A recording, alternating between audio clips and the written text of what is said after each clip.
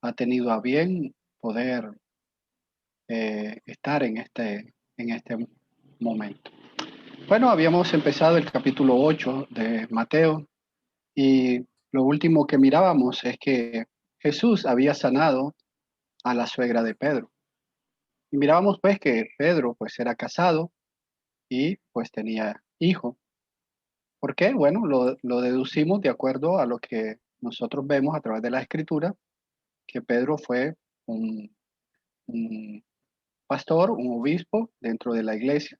Y como obispo es pastor, pues él tenía una de los requisitos es que tenía que ser casado y tenía que tener hijos. Miramos pues que desde ahí pues la enseñanza sobre el catolicismo, sobre que Pedro fue el primer papa, pues se cae, ¿verdad?, de lo que ellos realmente enseñan. Hoy vamos a ir al capítulo 8, versículo 16. Después que Jesús sana a la suegra de Pedro, ahora Jesús sana a todos los enfermos. En Mateo 8:16 dice: al atardecer le trajeron muchos endemoniados y expulsó a los espíritus con su palabra y sanó a todos los que estaban enfermos. Después de que Jesús sana a la suegra de Pedro, pues le traen a muchos enfermos, muchos que estaban endemoniados. Y Jesús expulsó a los demonios con solo su palabra. Sanó a todos, no sanó a unos cuantos, no, él sanó a todos los enfermos que le llevaron, los sanó. Maravilla de maravilla. Con solo hablar mostró su autoridad sobre los demonios y enfermedades. Con solo Jesús hablar con su palabra, así él mostró su autoridad sobre los demonios y enfermedades. Pero esto no debe ser algo que nos debe asombrar, porque recordemos que cuando Dios está haciendo la creación y Jesús está allí, ¿verdad? El Hijo está allí, pues con solo la palabra se hicieron los cielos y todo lo creado. Al echar fuera los demonios, demostraba su poder sobre Satanás. Cuando Jesús comienza a expulsar a los demonios, Jesús está demostrando su poder sobre Satanás. En Lucas capítulo 10, versículo 18, nuestro Señor Jesucristo dijo, y Él les dijo, yo veía a Satanás caer del cielo como un rayo. Aquí vemos que se está cumpliendo lo que Jesús había dicho. Está demostrando su poder sobre Satanás. Mateo dice que Jesús sanó a todos los enfermos. No hay y nunca ha habido entre los que profesan sanar milagrosamente tal poder. No lo encontramos, no lo vemos. Lo que vemos son sanidades a un grupo selecto y también enfermedades muy selectas. Ellos no sanan a todo el mundo, como Jesús lo hacía. Siempre, muchas veces se pone pretexto de por qué una persona no es sanada.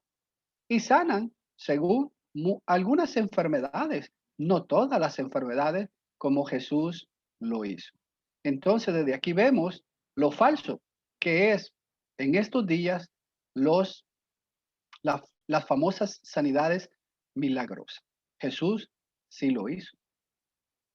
El propósito de todos estos milagros, como habíamos dicho, era demostrar que Jesús era el Mesías.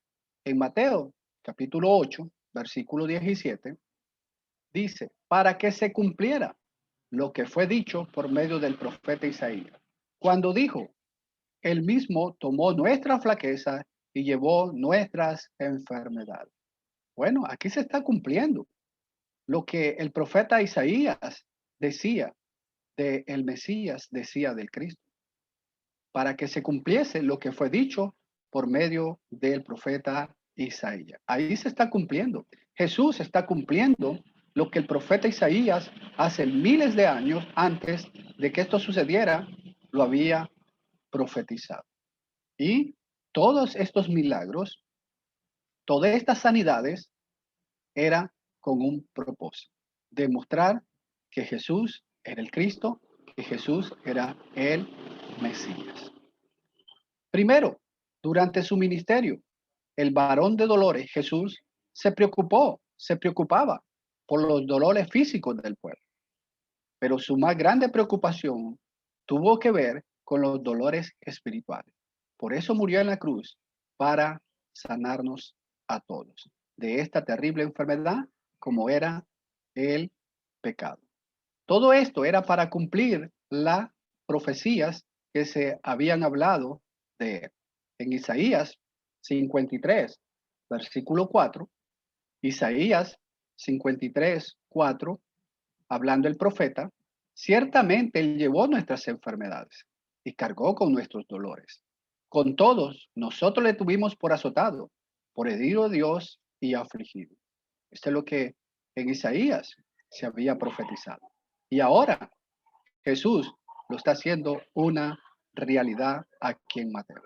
El sanar a todos los enfermos demostraba que Él era el Cristo, que Él era el Mesías. Bien, después que Jesús sana a todos los enfermos, expulsa muchos demonios, todos los demonios, pues el panorama cambia un poco. Ahora Jesús va a demostrar lo que significa el seguirle a Él. En Mateo, capítulo 8, versículo 18 al 23, dice: viendo Jesús una multitud a su alrededor, dio orden de pasar al otro lado. Siempre a Jesús le siguió gran multitud, pero muchos no entendían realmente lo que era seguir a Jesús. Como lamentablemente hoy, muchas veces no entendemos qué es seguir a Jesús. Y por eso, lamentablemente, no lo seguimos como Él desea. No entienden el compromiso que es seguir a Jesús y no quieren comprometerse con Él, lamentablemente.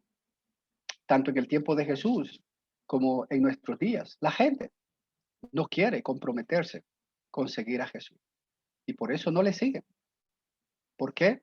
Porque no quieren comprometerse. En Lucas 14, Jesús le está enseñando a otra multitud lo que es seguir a Jesús, lo que cuesta seguir a Jesús, lo que se necesita para seguir a Jesús. En Lucas 14, 25 y 26 dice: grandes multitudes le acompañaban. Y él volviéndose les dijo, versículo 26, si alguno viene a mí y no aborrece a su padre y madre, a su mujer e hijos, a sus hermanos y hermanas, aún hasta su propia vida, no puede ser mi discípulo. Bueno, muchas multitudes le seguían, pero no porque realmente estuvieran comprometidos a seguir a Jesús. Y Jesús se detiene y les dice: bueno, ustedes quieren venir tras de mí, ustedes quieren seguirme, pero hay un compromiso. Si alguno quiere seguirme, si alguno quiere venir detrás de mí y no aborrece, no ama más a su padre, aborrecer es amar más a padre y madre, a mujer e hijos. Si amamos más a nuestro padre, a nuestra madre, a nuestra mujer, a nuestros hijos, a nuestras hermanas y hermanos, aún nuestra propia vida, no vamos a poder ser discípulos de Jesús, no vamos a poder seguir a Jesús, porque cualquiera de ellos puede ser un obstáculo y va a ser un obstáculo para seguir a Jesús. Por eso debemos de amar más a Dios sobre todas las cosas, aún sobre nuestros seres queridos. Debemos de amar a Dios para poder seguir a Jesús. Si amamos más a nuestra familia, no vamos a poder seguir a Jesús. Volvamos a Mateo capítulo 8, versículo 19.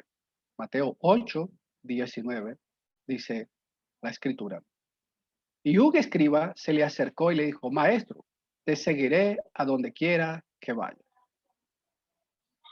Es interesante, es interesante ver cómo este escriba de él sale.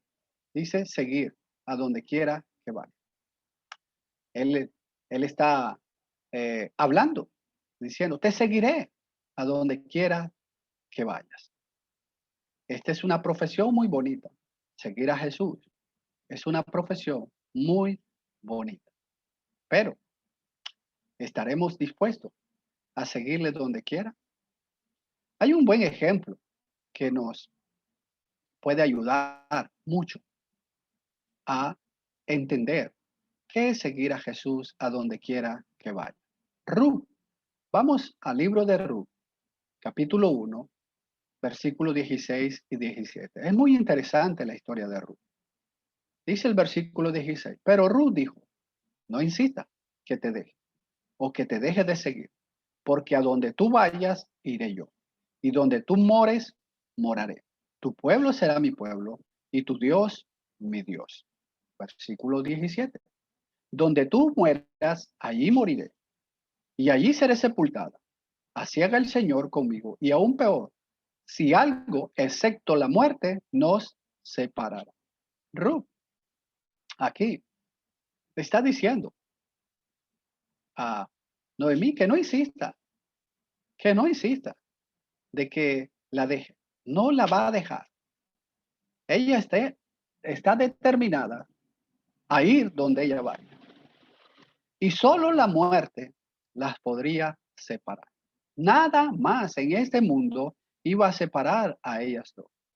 De la misma manera, lo único que nos puede separar de Dios, lo único que nos puede separar de seguir a Cristo debe ser la muerte. Es lo único. Otra cosa no nos debe de separar de Cristo. Si realmente estamos dispuestos a seguir. Ruth cumplió lo que prometió. ¿Es posible seguir a Cristo por donde quiera que va? Sí es posible. Muchos lo hicieron. Si nosotros vamos a Apocalipsis, capítulo 14, Apocalipsis, capítulo 14, versículo 4, dice la escritura. Estos son los que no se han contaminado con mujeres, pues son castos. Estos son los que siguen al Cordero a donde quiera que va. Estos han salido, estos han sido rescatados de entre los hombres como primicias para Dios y para el Cordero. Bueno, aquí vemos. ¿Quiénes son los que están allí? Dice, bueno, los que están en el cielo. Estos son los que siguen al Cordero a donde quiera que va. Fueron los que realmente siguieron a Jesús, siguieron al Cordero a donde él iba. ¿Qué los separó? Bueno, la muerte. Aunque ni la muerte los separó porque estaban con el Cordero. Al nosotros morir, pues vamos a un lugar de gozo. Y cuando Cristo venga por segunda vez, vamos a irnos con él. Pero eso es lo que significa seguir a Jesús. No importa a dónde vaya, tenemos que seguir de acuerdo a sus palabras, de acuerdo a las escrituras. Nada nos debe de separar de Cristo. Sin embargo, nos preguntamos, ¿entendió el escriba lo que decía? ¿Entendía él ese compromiso? ¿Estaba seguro de sus palabras? Le convenía preguntar, Señor, ¿a dónde vas? Que decir, te seguiré a donde tú vayas. El escriba de veras quería seguir a Jesús a donde quiera que él fuera, a donde él fuera. ¿Será realmente que este escriba estaba dispuesto a cumplir esas palabras que él mismo está pronunciando? ¿Era un hombre realista o simplemente un hombre idealista? El idealista es un hombre capaz de usar su imaginación para concebir ideales legitimados solo por la experiencia.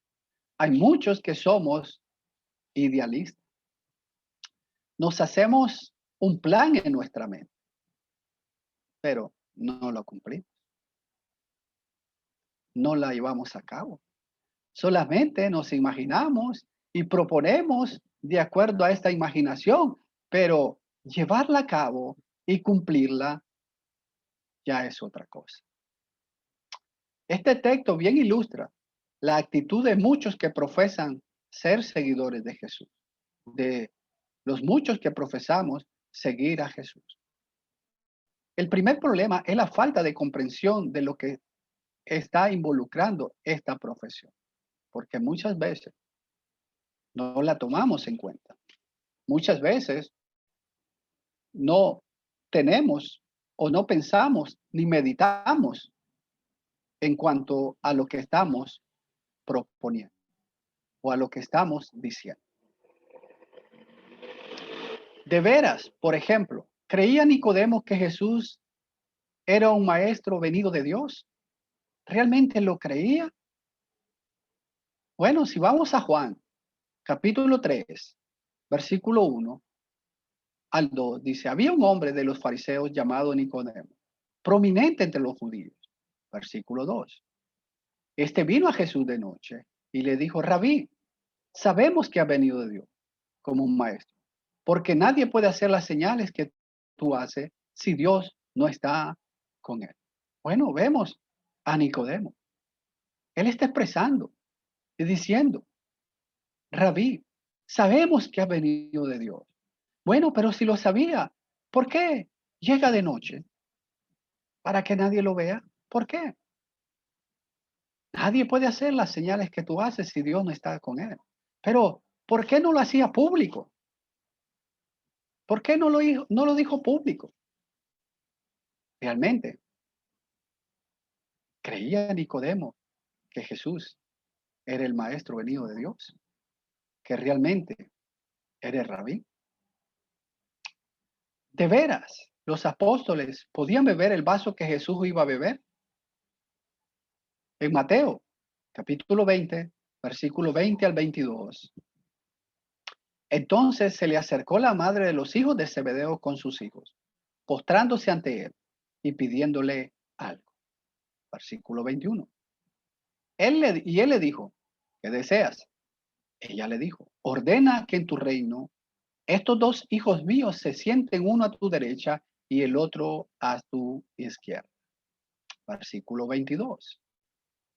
Pero respondiendo Jesús dijo, no sabéis lo que pedís. ¿Podéis beber la copa que yo voy a beber? Ellos le dijeron, ¿podemos? Bueno, Jesús le dice, ¿podéis beber la copa que yo voy a beber? Y ellos rápidamente respondieron, ¿podemos? Pero ¿estaban ellos seguros de lo que estaban pidiendo? Bueno, ellos pensaban que beber la copa era literal. Ah, bueno, Jesús es el rey. ¿Y quiénes eran los que bebían de la copa? Pues los más cercanos a él. Y ellos están pensando en eso. Y ellos dicen, ¿podemos? Pero realmente, si ellos hubieran entendido, si ellos hubieran comprendido que beber la copa era los sufrimientos que venían, posiblemente ellos hubieran dicho, ¿podemos? Hubieran respondido de esa manera. Entendía Pedro lo que decía cuando prometió, Señor, dispuesto estoy a ir contigo, no solo a la cárcel, sino también a la muerte.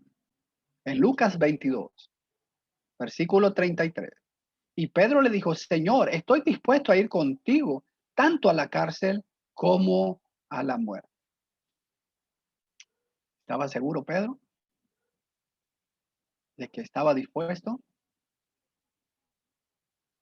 ¿Estaba seguro de sus palabras que estaba diciendo? Así también, hoy en día, hay mucha ignorancia entre los que prometen seguir a Jesús. Hay mucha profesión que viene solo de los labios. Muchas veces nos comprometemos, pero realmente, ¿estamos convencidos? ¿Estamos seguros de lo que, a lo que nos estamos comprometiendo? ¿O solamente lo decimos por salir del paso? Respuesta de Jesús. Volvamos a Mateo, capítulo 8, versículo 20. Mateo 8, 20. La respuesta de Jesús a este escriba. Y Jesús le dijo, las zorras tienen madrigueras y las aves del cielo nido, pero el Hijo del Hombre no tiene dónde recostar la cabeza. ¿Quería Jesús desanimarlo? ¿Quería apagar su celo? No, pero es necesario calcular los gastos. Jesús le dice, bueno, ¿tú quieres seguirme? ¿Estás seguro de lo que estás diciendo? ¿Estás seguro de tus palabras? ¿Que me vas a seguir donde yo vaya? Yo no tengo ni dónde recostar mi cabeza. En Lucas, capítulo 14, versículo 28. Lucas 14, 28, Jesús dijo, porque ¿quién de vosotros, deseando edificar una torre, no se sienta primero y calcula el costo para ver si tiene lo suficiente para terminar? Aquí vemos que tenemos que calcular los gastos. Tenemos que calcular los costos. Bueno, si yo digo, Señor, yo te voy a seguir a donde quiera que tú vayas, tengo yo que calcular si realmente puedo hacerlo. Porque si solo lo digo de palabra, voy a fracasar. ¿Qué me va a costar ser discípulo de Cristo? ¿Qué nos va a costar ser discípulo de Jesús? ¿Qué nos va a costar seguir a Jesús? Ser alumno de Jesús. Mucha gente estaba encantado de los milagros de Jesús. Y recuérdese que por mucho tiempo durante su ministerio Jesús gozaba de mucha fama en la tierra. Muchos oían de sus milagros. Muchos oían de lo que él hacía. Era un personaje muy popular. Muchos creían que la cosa más popular y aceptable sería seguir a Jesús de Nazaret. Bueno, el hombre más popular, el hombre más famoso, pues vamos a seguirle. Pero él siempre les decía con toda claridad lo que significaba ser su discípulo, lo que significaba ser alumno de él. En Mateo, capítulo 10, versículo 34 al 38. Mateo 10, 34 al 38. No penséis que vine a traer paz a la tierra. No vine a traer paz, sino espada. Versículo 35. Porque vine a poner al hombre contra su padre, a la hija contra su madre y a la nuera contra su suegra.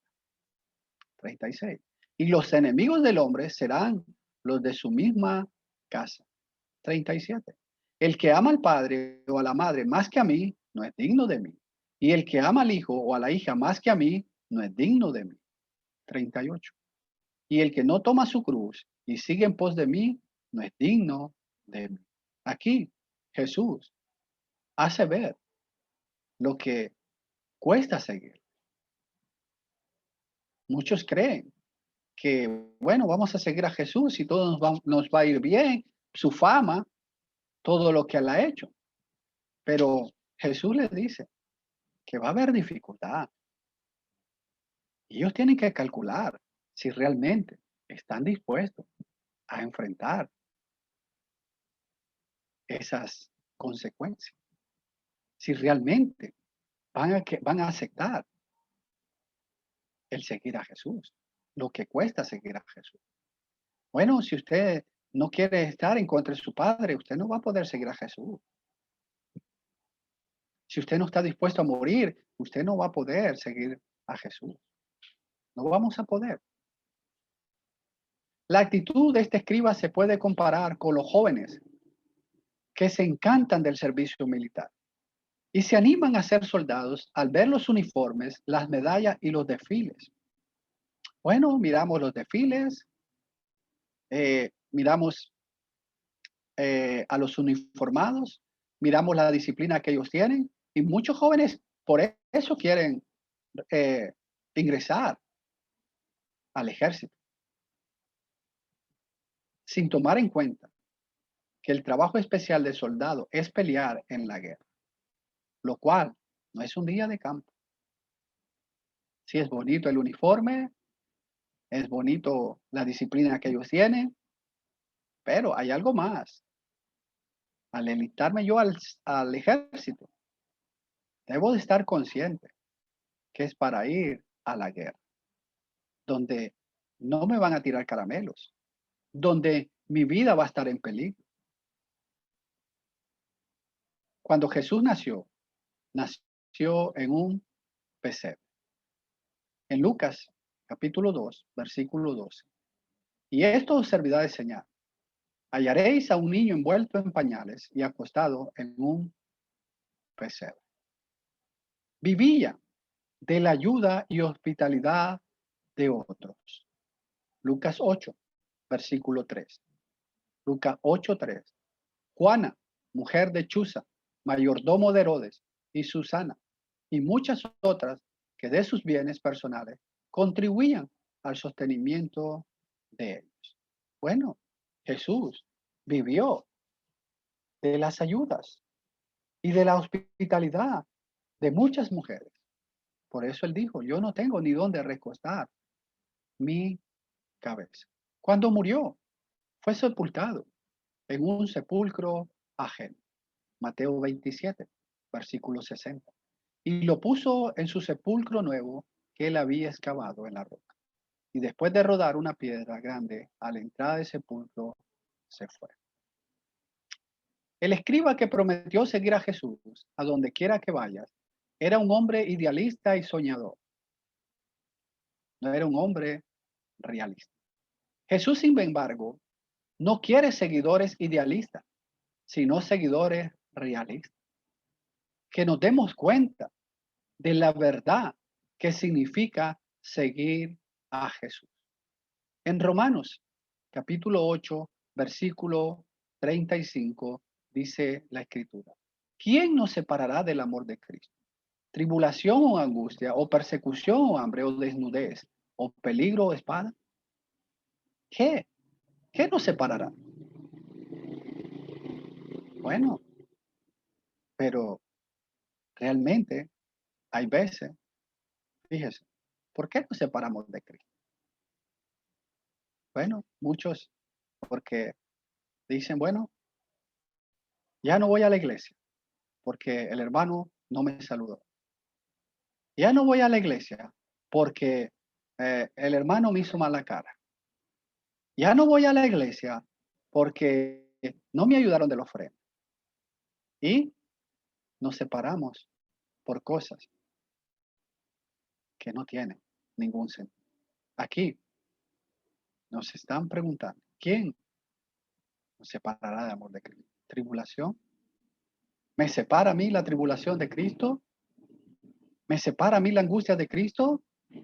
¿Me separaría a mí una persecución? Porque ahorita puedo ser fiel, puedo profesar ser cristiano, pero si viene una persecución, esa persecución me separaría.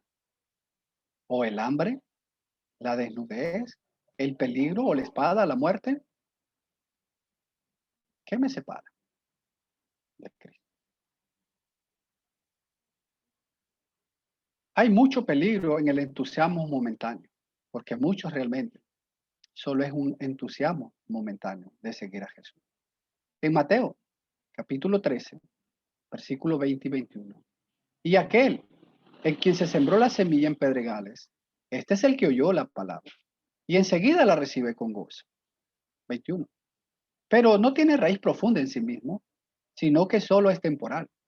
Y cuando por causa de la palabra viene la aflicción o la persecución, enseguida tropieza y cae. Es peligro. Bueno, muchos la oyen, la palabra. Enseguida la reciben con gozo.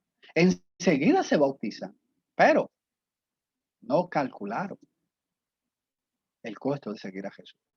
Cuando viene la aflicción por la palabra, cuando viene la persecución, ¿qué sucede? Bueno, tropiezan y caen, se van. ¿Por qué? No calcularon el seguir a Jesús. El otro dijo, En Mateo capítulo 8, volvamos a Mateo capítulo 8, versículo 21. Otro de los discípulos le dijo, Señor, permíteme que vaya primero y entierre a mi padre. Lucas nos revela que Jesús fue el que invitó a a seguir. En Lucas capítulo 9, versículo 59. Lucas 9, 59. Dice la escritura. A otro dijo, sígueme. Pero él dijo, Señor, permíteme que vaya primero a enterrar a mi padre. Aprendemos que a este Jesús le había dicho, sígueme. Pero, ¿qué hace este? ¿Qué responde este?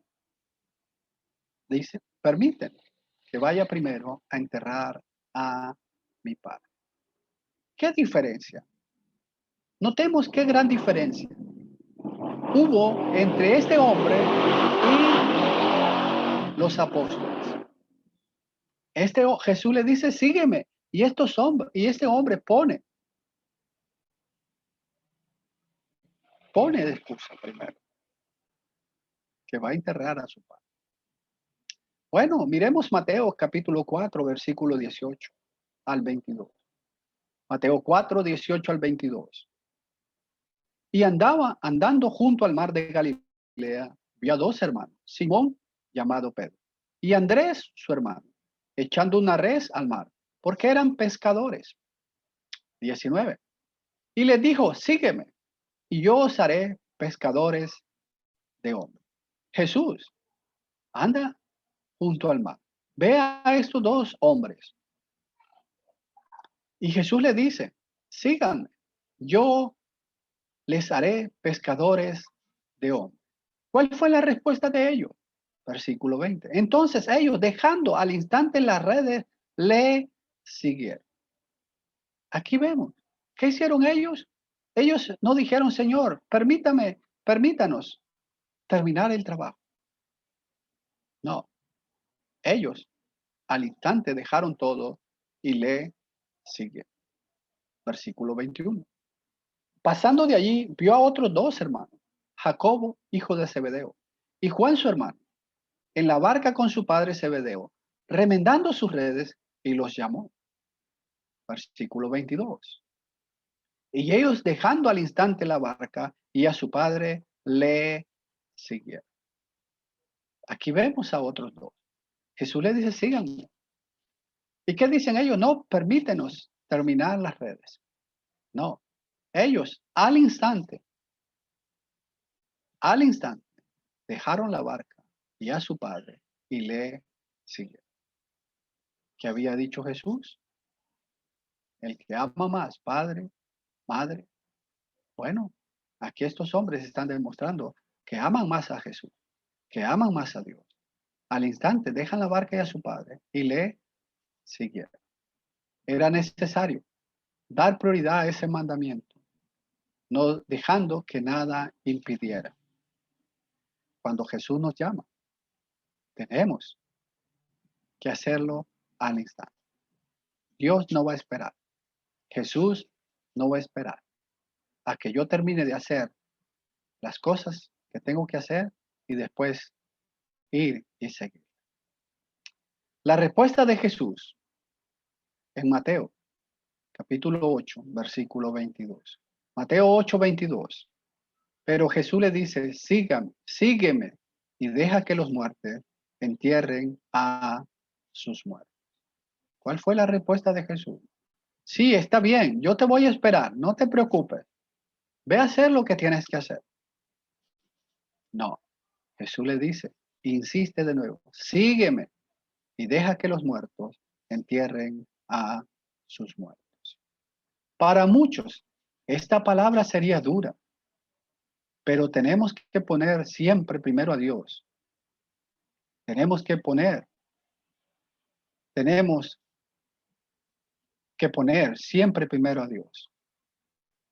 Es igual a lo que Jesús dijo allá en Mateo capítulo 5, versículo 29 y 30. Mateo 5, 29 y 30. Y si tu ojo derecho te es ocasión de pecar, arráncalo y échalo de ti, porque te es mejor que se pierda uno de tus miembros y no que todo tu cuerpo sea arrojado al infierno. Versículo 30. Y si tu mano derecha te es ocasión de pecar, córtala y échala de ti. Y échala de ti, porque te es mejor que se pierda uno de tus miembros y no que todo tu cuerpo se vaya al infierno. Jesús nos hace ver que tenemos que estar dispuestos a despojarnos de todo lo que nos vaya a estorbar para servir a Dios. No importa qué tan importante sea para nosotros. Desde luego Jesús no está hablando literalmente de que yo me saque el ojo, de que yo me corte el pie o la mano, ¿no? Lo que me está haciendo ver es que yo debo estar dispuesto a sacrificar cualquier cosa que me estorbe para servir a Jesús, que sea un obstáculo para servir a Jesús. Por muy importante que sea, por muy grande que sea, si me está impidiendo seguir a Jesús, yo tengo que arrancarlo de mi vida. Ese puede ser mi padre, ese puede ser mi madre, puede ser mi hermano en la carne, puede ser mi esposa, mis hijos. Tengo que quitarlo. Puede ser un amigo de infancia.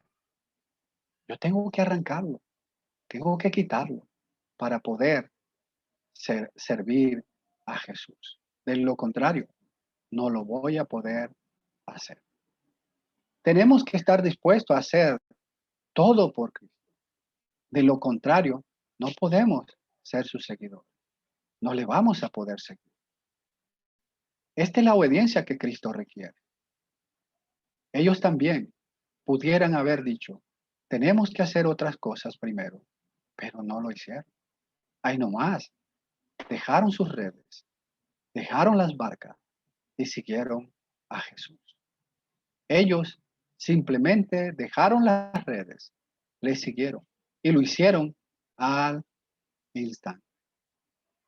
De la misma manera, tenemos que hacerlo todos los que queremos ser sus discípulos. Bien, si volvemos a Mateo, capítulo 8, versículo 23 al 27. Jesús ahora cambia de escena, se sube a una barca.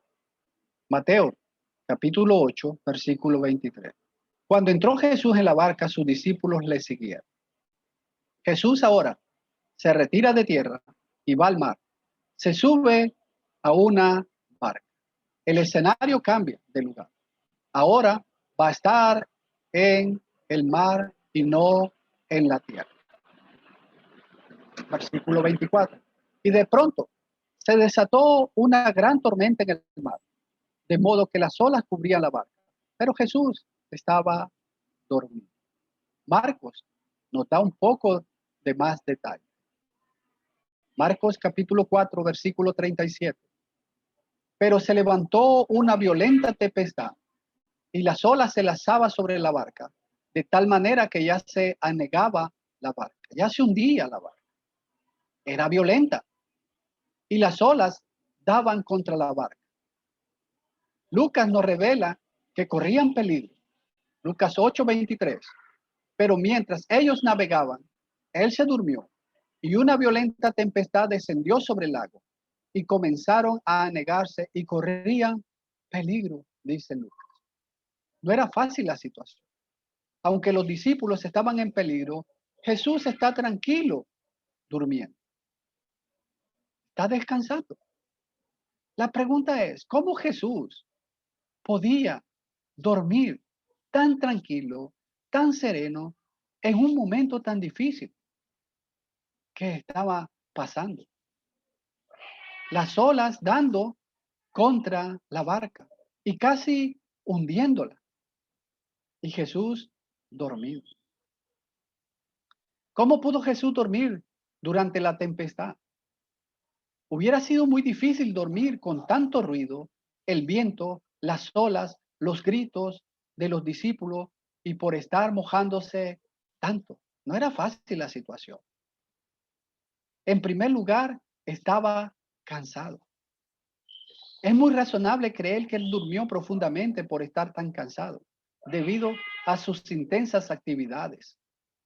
Pero otra explicación, durmió en medio de la tempestad porque tenía perfecta paz en su corazón. Qué cuadro tan sublime. Qué contraste entre la violencia de la tormenta y la serenidad del sueño de Jesús. Además, qué buen ejemplo para nosotros. Debemos de grabar esta imagen en la mente y nunca borrarla. Esta es la paz de Dios que sobrepasa todo entendimiento. Filipenses capítulo 4, versículo 7. Filipenses 4, 7. Y la paz de Dios que sobrepasa todo entendimiento guardará vuestros corazones y vuestras mentes en Cristo Jesús. Así como el salmista durmió. Salmos capítulo 4, versículo 8. En paz me acostaré y así también dormiré, porque solo tú, Señor, me haces habitar seguro. Pero no así sus discípulos, que estaban desesperados. Mateo capítulo 8, versículo 25 y 26 nos relata cómo estaban ellos. Y llegándose él, le despertó diciendo, Señor, sálvanos, que perecemos. Versículo. Vemos que ellos estaban desesperados. Algunos de los apóstoles eran pescadores con mucha experiencia y estaban acostumbrados a las tormentas. Pero parece que esta tempestad era excepcional en su violencia, porque ellos estaban acostumbrados a estar en el mar. Estaban acostumbrados a ese tipo de tormentas, pero esta parece que era muy fuerte y se desesperaron. De todas maneras, estaban atemorizados y desesperados y acudieron al único que les podía salvar, Jesús. Versículo 26. Y llegándose a él, le despertaron diciendo, Señor, sálvanos, que perecemos. Bueno, aquí vemos desesperado a él. Pero es interesante que dentro de ellos estaba Pedro y está desesperado. Pero ahora, muchos años después, ¿verdad? Pedro cae. En Juan capítulo 6, versículo 68. Juan 6, 68. Simón, Pedro le respondió, Señor, ¿a quién iremos? Tú tienes palabras de vida eterna. Bueno, ellos a quienes acudieron al Señor. ¿Quién era el único que los podía salvar? El Señor. ¿A quién iremos? Solo Jesús tiene palabras de vida eterna. ¿Quiero yo la vida eterna? Bueno, ¿a quién tengo que ir? A Jesús. Solo en Él hay salvación.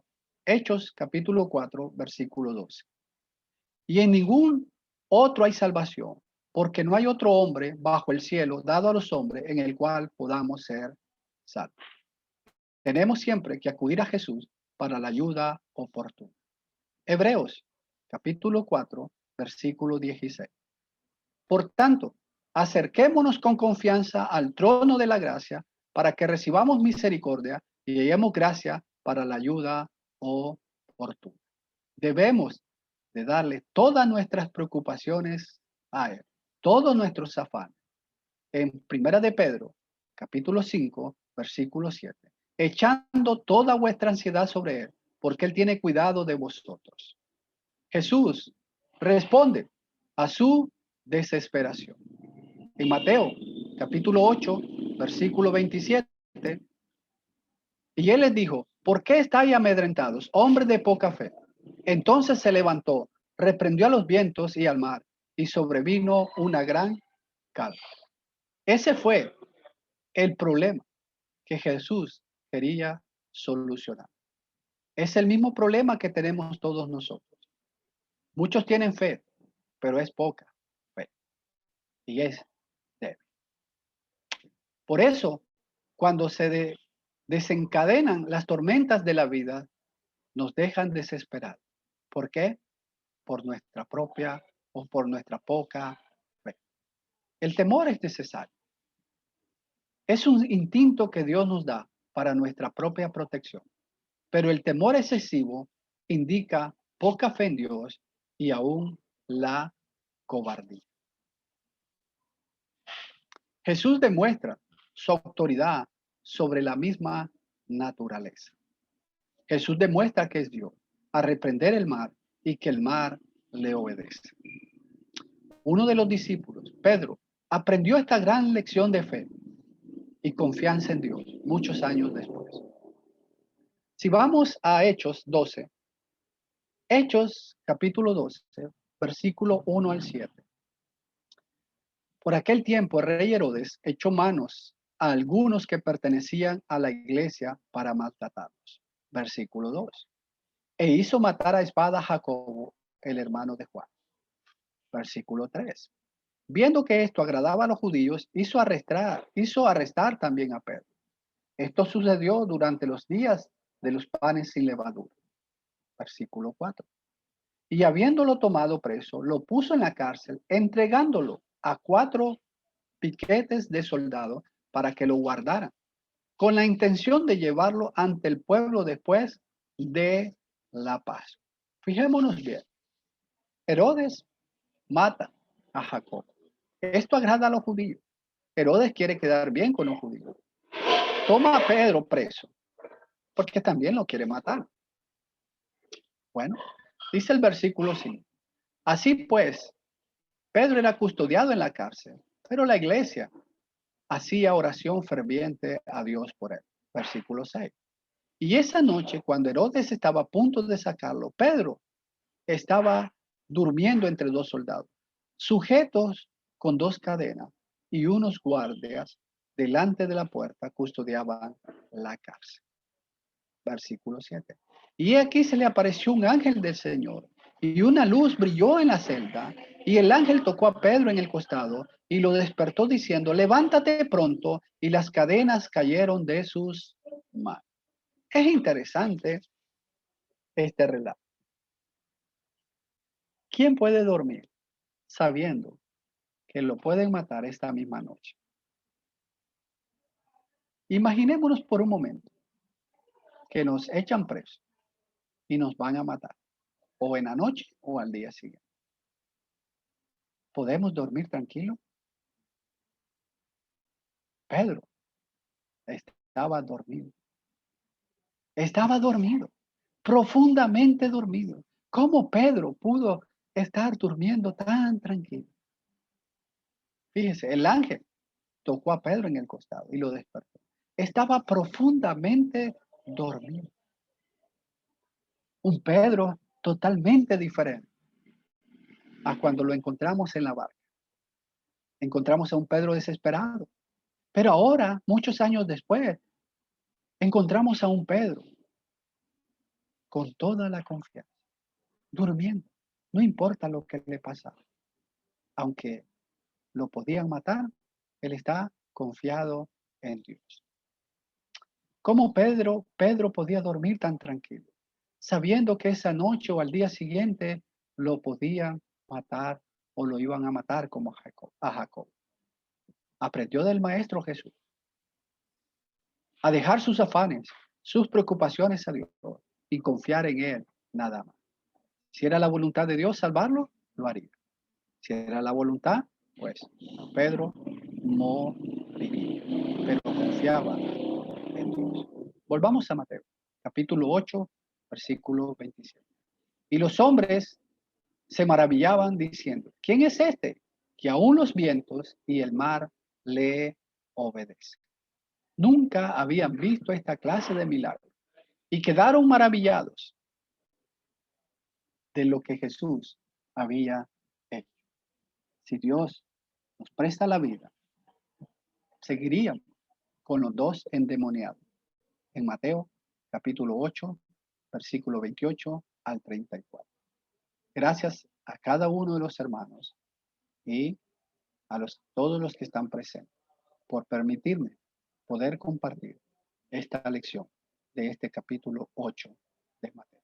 Dios nos bendiga y Dios nos guarde a cada uno.